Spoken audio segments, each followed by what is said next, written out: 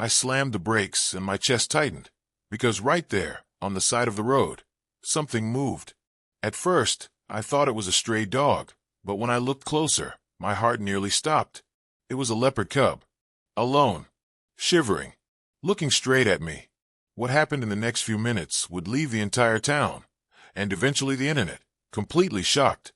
My name is Mark. I'm 37 years old, and I live in North Carolina. That morning, I was driving home from work, taking the long road near the forest preserve. The sun was setting, painting the trees in orange, and my little truck rattled along the quiet highway. It felt like just another ordinary day.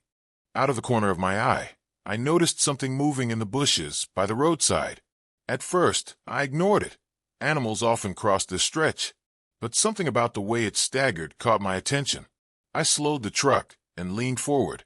That's when I saw it clearly. There, crouched near the edge of the road, was a leopard cub, tiny, trembling, and completely alone. Its spotted coat was dull, its ribs showing through. For a second, I thought I was dreaming. What on earth was a leopard cub doing here without its mother? Within minutes, other cars slowed. A family got out of their SUV, pointing and whispering nervously. Someone shouted, "Don't get close. The mother must be nearby." My own hands tightened on the steering wheel. The air was thick with fear and confusion. My heart raced. Do I drive away and leave it? Or do I do something? If the cub stayed by the road, it could get hit. If its mother returned, it could be worse for everyone.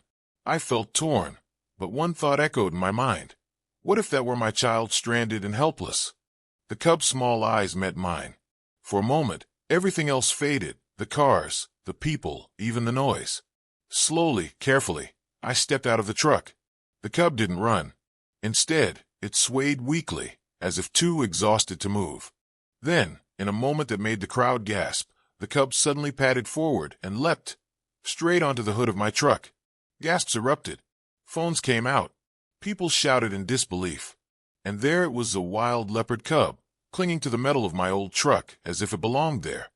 Some people screamed and backed away, while others kept recording. A child in the crowd yelled, "It's so cute!" But his mother pulled him back in fear.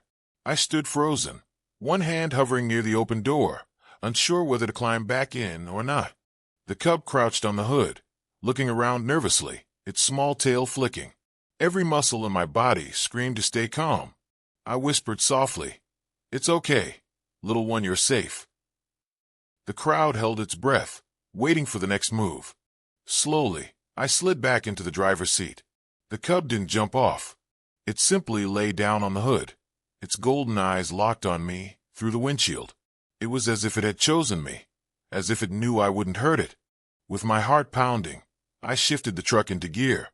The crowd parted, shouting, "Are you crazy?" I ignored them and rolled forward slowly. The cub stayed where it was, pressed against the metal, ears twitching, but calm. The ride felt like the longest of my life. As I drove, a forest ranger jeep pulled alongside, lights flashing. They gestured for me to keep going toward the reserve gate. I nodded, trying to steady my breathing. The cub blinked sleepily, as though finally feeling safe.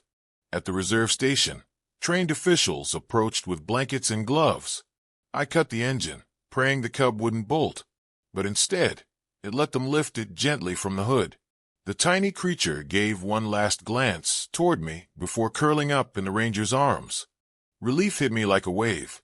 My knees went weak as I stepped out of the truck. The rangers thanked me, saying I'd probably saved its life. Around us, cameras flashed, and I realized people had recorded the entire rescue. The next day, my phone buzzed nonstop. News headlines read, "Lost leopard cub climbs onto car, saved by local man." Videos of the rescue spread across social media, millions watching, sharing, and commenting. Some called it luck. Others called it fate. For me, it was a miracle. Some rescues happen with plans. Others happen by chance. But sometimes, fate places you in the right spot at the right time. If this story touched your heart, don't forget to like, share, and subscribe to Loyal Voice. Turn on notifications so you never miss the next powerful, true story that could change the way you see the world.